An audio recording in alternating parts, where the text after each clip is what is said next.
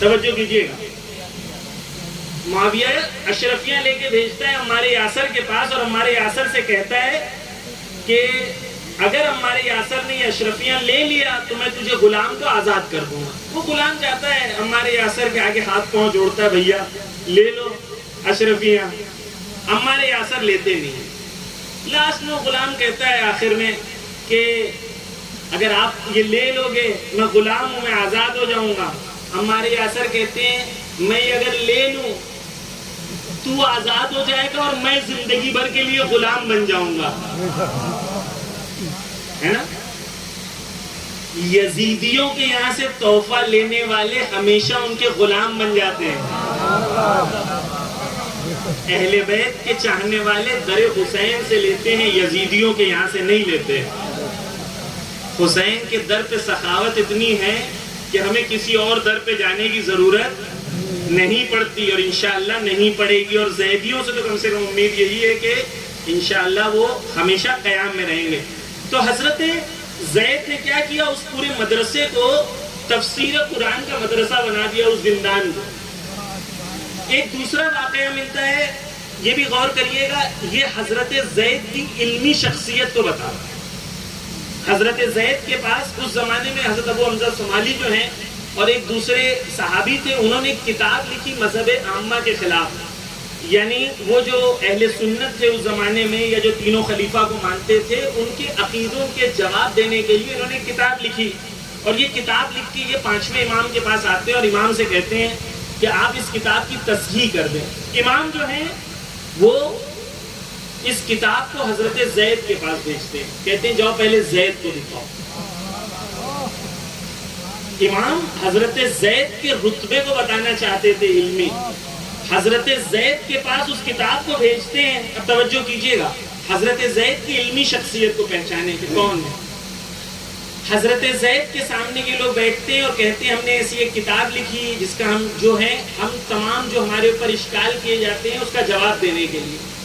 حضرت زید پہلے بہت خوش ہوتے ہیں، جیسے پانچویں امام بھی خوش ہوئے، ان کی تعریف کرتے ہیں، ان کو واہ واہ کہتے ہیں، پھر کہتے ہیں اچھا کتاب سناؤ۔ توجہ کیجئے گا، یہ دو شخص پوری کتاب سناتے ہیں، حضرت زید ادھر بیٹھ کے سن رہے ہوتے ہیں پوری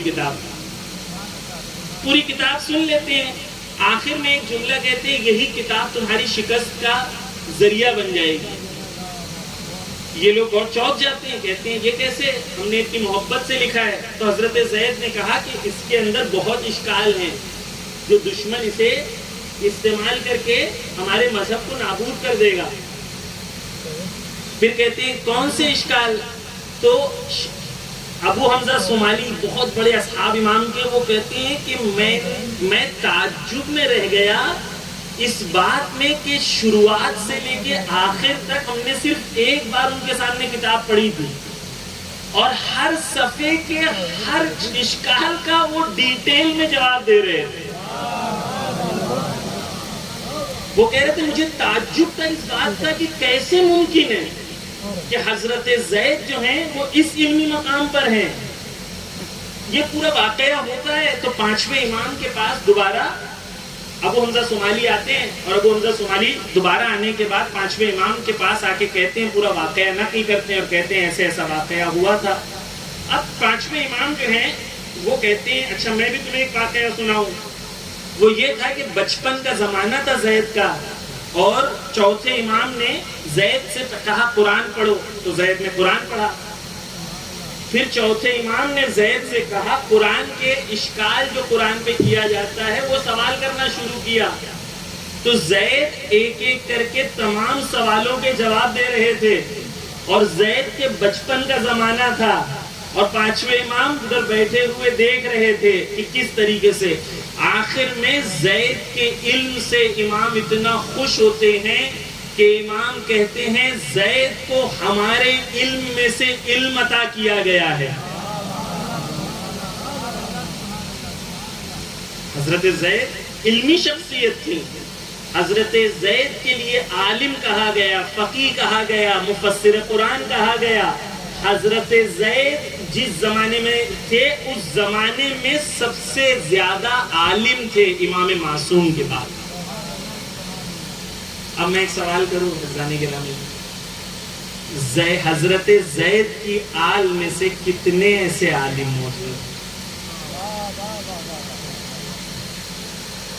حضرت زید کے ماننے والوں میں سے، ان کی آل میں سے کتنے ایسے ہیں جو قرآن ایسا پڑھنے کو تیار ہیں؟ یہ سبحان اللہ کس لیے ہے؟ اس لیے ہے کہ ہم پڑھنے کے تیار ہیں، یا اس لیے ہے کہ ہم مانتے ہیں کہ ہم بہت پیچھے ہیں؟ عزیزان گرامی، جو آل رسول تھے وہ ہمیشہ علم کے لیے پہچانے جاتے تھے۔